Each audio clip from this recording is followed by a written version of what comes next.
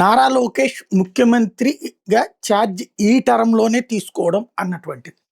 ఇది ఇంతకు ముందు నుంచి వచ్చినటువంటిదే ప్రచారం. తెలుగుదేశం కార్యకర్తలు కూడా చాలా అభిలషించింది. కొంతమంది నాయకులు ఓపెన్‌గా స్టేట్మెంట్ కూడా ఇచ్చారు. ముందు డిప్యూటీ సీఎం అని, లేదు సీఎంగా ఛార్జ్ తీసుకోవాలని. బట్ ఆ తర్వాత కంట్రోల్ అయింది. ఈలోపుగా వాస్తవంగా తెలుగుదేశంలో కొంతమంది బలంగా చెప్పేటటువంటిది వచ్చే ఏడాది ఉగాదికి లోకేష్ ఛార్జ్ తీసుకుంటారు. అయితే గత 10-15 రోజుల నుండి ప్రచారంలోకి వస్తున్నటువంటిది అయితే ఈ ఉగాదికే ఆయన సీఎంగా ఛార్జ్ తీసుకుంటారు.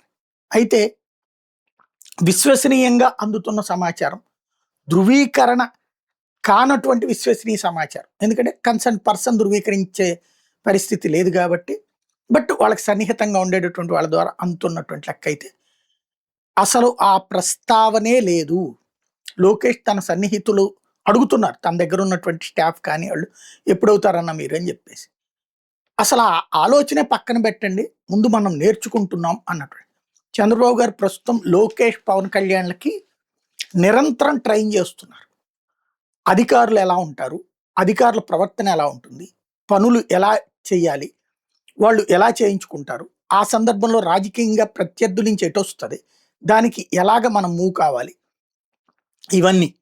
ఇవన్నీ చెప్తున్న చంద్రబాబు తన పదవి వదులుకుని లోకేష్కి ఇస్తానని చెప్పట్ల, లోకేష్ నాకు ఆ సీటు ఇవ్వమని అడగట్లేదు. ఇది కీ పాయింట్. రెండవది ఏంటంటే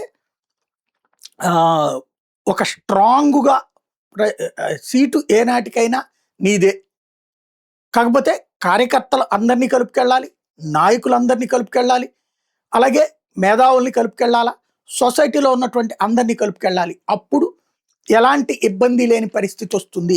ఏనాటికైనా ఈ ఛాంబర్ నీదే, ఈ సీటు నీదే, కానీ నువ్వు అందరినీ కలుపుకెళ్ళాలి అన్న దిశగానే లోకేష్ని చంద్రబాబు గారు ప్రిపేర్ చేస్తున్నారు. బేసిక్గా ఏంటంటే ఒక ములాయం సింగ్ తను కదలలేని పరిస్థితుల్లో కొడుకిచ్చారు. ఒక కరుణానిధి తను లెగవలేని పరిస్థితుల్లో కొడుకిచ్చారు.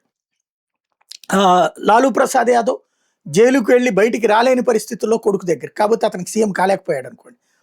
ఇట్లాగుంది. చంద్రబాబు గారు ఆరోగ్యంగానే ఉన్నారు, పూర్తి ఆరోగ్యంగానే ఉన్నారు, ఆయన యాక్టివ్గా కూడా ఉన్నారు.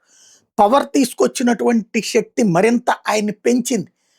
ఆయన పడ్డ టెన్షన్స్ ఇప్పుడు ఆయన్ని మరింత నైపుణ్యవంతుడిగా తయారు చేస్తున్నాయి. ఇట్లాంటి సందర్భంలో ఆయన పదవి వదులుకోవడానికైతే ప్రస్తుతం ఈ పదవి మార్పు, అధికార మార్పు అయితే అసలు ఆలోచన కూడా లేదు చంద్రబాబు గారికి కానీ లోకేష్ గారికి కానీ అన్నటువంటిది సన్నిహిత వర్గాల ద్వారా తెలుస్తున్నటువంటి మాట.